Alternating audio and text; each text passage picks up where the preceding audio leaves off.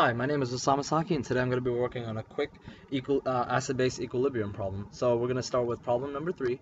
And problem number 3 states that 35 milliliters of a monoprotic, which means it has one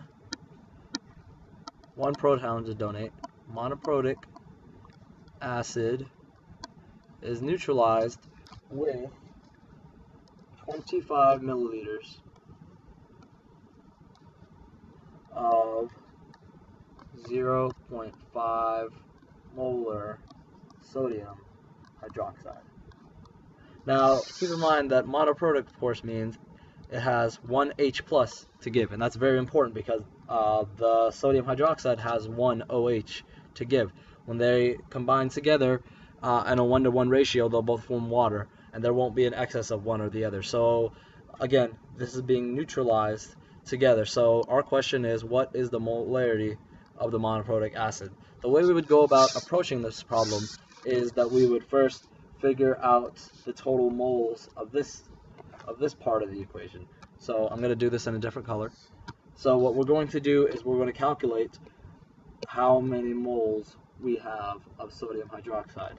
So we would multiply 0.5 molar, that's the molarity of the solution, with the volume, so 0.025 liters. I'm just going to keep it in liters just to keep it simple.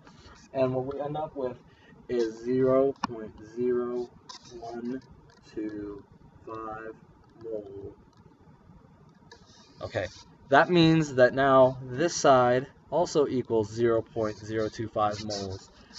So we need to equate both sides of the equation, so I'm going to change color again, and I'm going to put the molarity, we're just going to keep it as our variable, times the volume, 0.035 liters. We're going to that multiplied together will give us this number. So if we do our math properly, we're going to get a value of 0.357 molar solution. But since we want to do proper sig figs, we come out with a final answer. My name is Osama Saki, and today I'm going to be covering chemical nomenclature. The first thing we're going to start off with is the nomenclature for binary compounds. Binary compounds are simply made up of two elements. So what we're going to do is, our first example is going to be barium oxide. The way we get this name is because it's a binary compound between a metal and a non-metal. So what we do is we literally just take the names of each element and stick them together. So this one is barium, and this would normally be, let's just put the atom ions on it, and this would be oxide. Therefore, this would be barium oxide. Now, this rule generally doesn't apply to covalent compounds, which are nonmetals sharing electrons with other nonmetals. And these can come in a variety of forms. So, for example, we're going to take nitrogen, and oxygen. Keep in mind these are diatomic oxygen. I spelled that wrong, but we're going to take nitrogen, oxygen, and we're going to make our compound. Now let's see how we go about this. Nitrogen itself is going to be N2 because it's a diatomic molecule, and oxygen, same goes for that, it's also a diatomic gas. But when we combine them together, we're going to get nitrogen monoxide. Now the nomenclature for this, as you can see, is that the first term, if it doesn't have a prefix over here aside from 1, we just keep the name. So this would be nitrogen. But from the oxygen side, even though we have just 1 as our prefix, imaginary prefix you could say, we still say mono. We still add the mono before we write the oxide.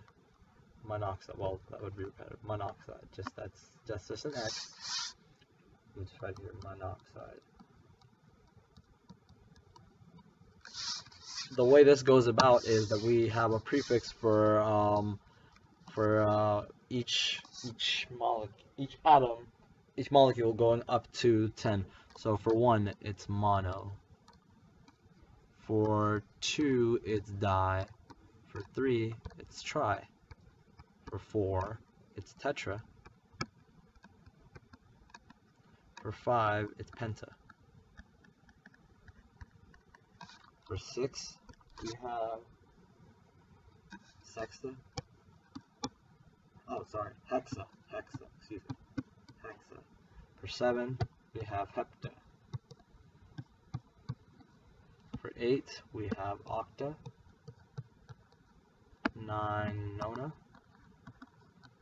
And 10, deca. The last thing I want to cover for today is how to name polyatomic compounds. So let's, for example, let's take calcium carbonate. We know calcium. I'm just going to change color here. Calcium is Ca, calcium. And let's take a polyatomic ion. Well, let me make that an ion. Carbonate.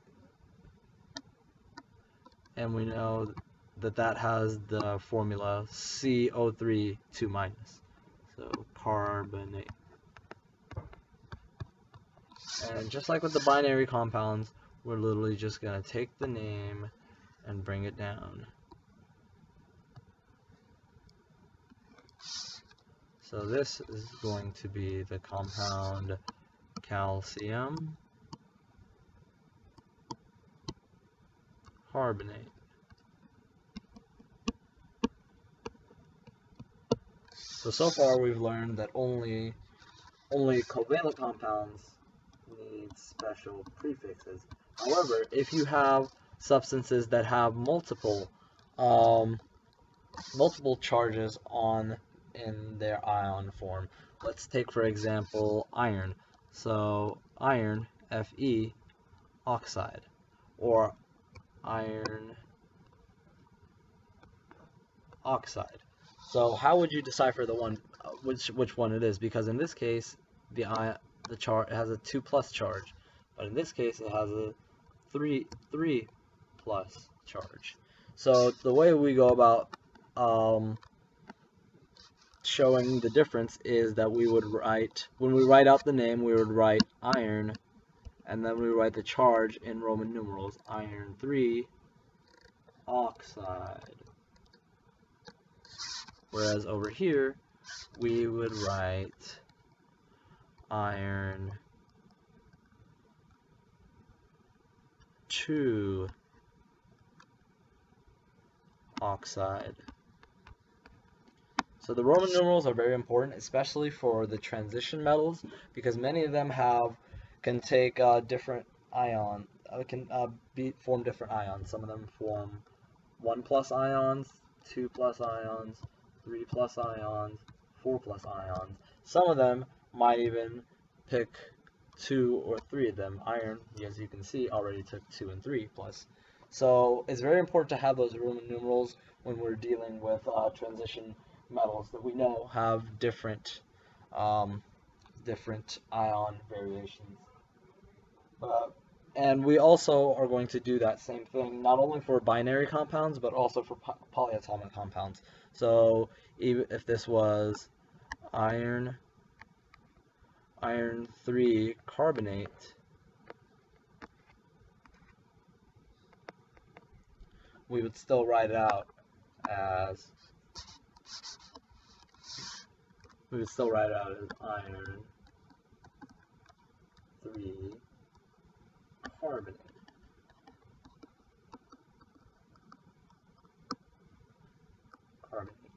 Alright, that's all I have time for. I hope this helps. Thank you.